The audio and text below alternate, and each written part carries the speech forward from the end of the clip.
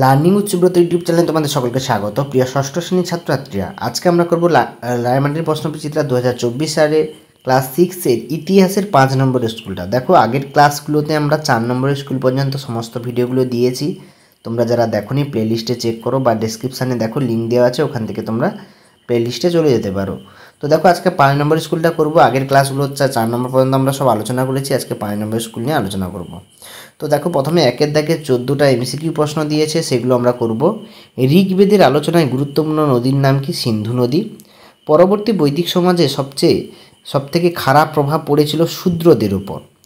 রাজস্থানের ভরতপুর ছিল একটি বিখ্যাত মেগালিথ কেন্দ্র। জৈন ধর্মে অনুযায়ী মোট তীর্থঙ্কর কতজন ছিল? 24 জন। মহাবীরের সঙ্গে গৌতম বুদ্ধের একটি মিল হচ্ছে, তারা দুজনেই কঠোর তপস্যা উপর জোর দিয়েছিলেন। তারপর দেখো, অশোকের শাসনকাল ছিল প্রায় 4 দশকে পর্যন্ত। শুঙ্গদের একজন প্রধান শাসক কে ছিলেন? না অগ্নিমিত্র। শুঙ্গদের কে ছিল? না অগ্নিমিত্র। পরের প্রশ্ন দেখো, দিনার ও সুবর্ণ স্বর্ণ মুদ্রার নাম।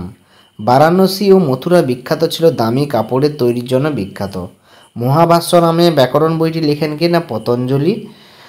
তারপরে মৃচ্ছকটিকম নাটকের রচয়িতা কে ছিলেন? না শূদ্রক। ঠিক আছে। ব্রহ্মগুপ্তের লেখা একটি বই হলো কি? ব্রহ্ম সিদ্ধান্ত। কী হবে? ব্রহ্ম সিদ্ধান্ত। মিশরের শাসক টলেমি ডায়োনেসিয়াকে দূত হিসাবে পাঠিয়েছিলেন মৌর্যদের কাছে। কোথা থেকে? মৌর্যদের কাছে। পরের বারটা দেখো, পশ্চিম উপকূলে সেরা বন্দর ছিল কি? না ভৃগুচ্ছ। ভৃগুচ্ছ হচ্ছে পশ্চিম উপকূলের সেরা বন্দর। এরপর দেখো, আমরা 266 নম্বর পেজে চলে যাব, এসএকিউ প্রশ্নগুলো। তো লং কোশ্চেনগুলো আমি পেজ নাম্বার দিয়ে দিয়েছি রায়মাটির প্রশ্নবিচিত্রা 2024 সালে, তোমরা ওখান থেকে দেখবে। পুরনো সহায়িকাও তোমরা পেয়ে যাবে। দুই থেকে একটা রত্নিন কাদের বলা হয়? এটা রায়মাটিন সহায়িকা 67 পেজে 2024 সালে যে রায়মাটিন সহায়িকা আছে সেখান থেকে পাবে, এবং আগের যদি সালের বই থাকে সেগুলো 1-2 পেজ উল্টে পাল্টে দেখবে, পেয়ে যাবে। তো এরপরে দেখো, দক্ষিণ ভারতে একমাত্র জনপদের নাম কি? উত্তর হচ্ছে অসমক। কোন গুপ্ত শাসকের সময় গুপ্তাব্দ গণনা শুরু করা হয়? গুপ্ত শাসকের সময় থেকে গুপ্তাব্দ শুরু করা হয়। এখানে আসবে সমুদ্র, গুপ্ত আমল থেকে সমুদ্রগুপ্ত হবে। হর্ষচরিত কার লেখা? উত্তর হবে বাণভট্ট।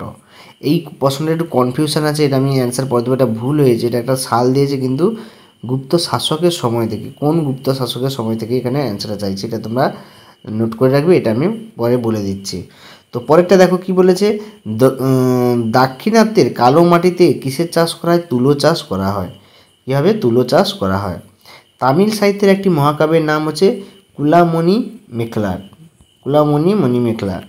মৌর্য শিল্প মূলত কাদের পৃষ্ঠপোষকতায় তৈরি হয়েছিল? এটা টেক্সট বই থেকে তোমরা খুঁজবে। তারপরে বলছে পার্সিপোলিস নগর কে ধ্বংস করেন? উত্তর হবে আলেকজান্ডার। ঠিক আছে। এবার এখানে দেখো, বৈসাদৃশ্য করতে বলেছে। দেখো, এদের মধ্যে প্রথমেটা হবে বাজপেয়, দ্বিতীয়টা হলো পাবা, তৃতীয়টা হচ্ছে মেগাস্থেনিস, চতুর্থটা হচ্ছে রেশম। দেখো, মাদুর, পশম, সুতি, রেশম, এখানে রেশম হবে। এগুলো সবই হচ্ছে উদ্ভিদ থেকে হয়, এটা হচ্ছে প্রাণী থেকে পাওয়া যায়। মুদ্রা রাক্ষস, অমরকোষ, রত্নাবলী, দেবী চন্দ্রগুপ্তম, এটা হবে দেবী চন্দ্রগুপ্তম। এরপর দেখো, বাম স্তম্ভের সঙ্গে ডান স্তম্ভের মিলন দিয়েছে, সেগুলো করব। দেওঘর। দেওঘর হচ্ছে কোনটা হবে? না দশাবতার মন্দির। চরক সংহিতা হবে চিকিৎসাশাস্ত্র। আইহোল প্রশস্তিকার লেখা রবি কীর্তি, এবং সেলুকাস নেকটার হবে আলেকজান্ডারের সেনাপতি। কে ছিলেন? আলেকজান্ডারের সেনাপতি। পরের প্রশ্ন, বেদের আরম্ভ শ্রুতিজ্ঞান। এটা রায়মাটিন টেক্সট বইতে 70 নম্বর পেজে তোমরা পেয়ে যাবে। দুজন বৈদিক উল্লেখযোগ্য দেবীর নাম হচ্ছে উষা এবং পৃথিবী। দ্বাদশ অঙ্গ কি? এটা 91 পেজে পাবে। সাতবাহ বংশের প্রথম শাসক ছিলেন কে? সিমু। তার আমলে কোন কোন শাসন ছিল? অন্ধ্রপ্রদেশ। ঠিক আছে। মৌর্য আমলে পুরুষ ও নারীরা কী ধরনের পোশাক পরত? এটা 138 পেজে পাবে। কুষাণ আমলে ধনী মানুষদের অবসর কাটানোর উপায় 140 পেজে পাবে। অগ্রহার ব্যবস্থা কি? রায়মাটিন সহায়িকা 140 পেজে। গুহাবাস কি? 162 নম্বর পেজে। কুষাণরা কোন কোন দেবতার উপাসনা করতেন? শিব এবং বুদ্ধির। তামার মুদ্রায় কোন কোন দেবীর মূর্তি খোদাই করা খোদিত ছিল? এটা টেক্সট বই থেকে পেয়ে যাবে। তারপরে দেখো, বৌদ্ধ ধর্মের ত্রিপিটক সম্বন্ধে, এটা 92 পেজে পাবে। সাম্রাজ্য সম্রাট। ঠিক আছে, এটা সম্রাট কথাবার্তা হচ্ছে রাজা, এটা 112 নম্বর পেজে পাবে। মৌর্যদের সেনাপতির পেজে 107 নম্বর পেজে। প্রথম নগরায়ন ও দ্বিতীয় নগরায়নের পার্থক্য 137 নম্বর পেজে তোমরা পেয়ে যাবে।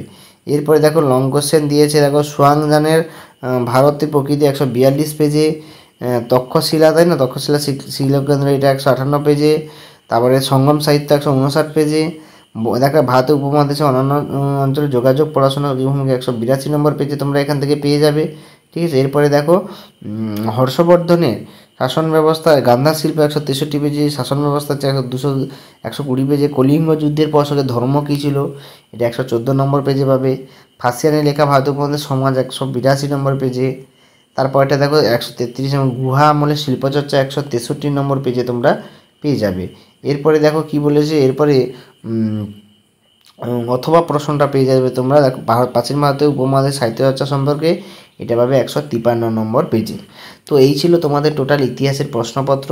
আমি আগের সেটগুলো দিয়ে দিয়েছি, তোমরা যারা চ্যানেলে নতুন অবশ্যই সাবস্ক্রাইব করবে, লাইক করবে, বন্ধুদেরকে শেয়ার করবে এবং কোনো সমস্যা থাকলে কমেন্ট বক্সে লিখবে। আর লং কোশ্চেন যেগুলো পাচ্ছ না তোমরা কমেন্টে লিখবে, তার পিডিএফ আমি তোমাদেরকে দিয়ে দেবো। সকলকে ধন্যবাদ, দেখা যাচ্ছে পরের ভিডিওতে 6 নম্বর স্কুলটা নিয়ে আলোচনা করবো।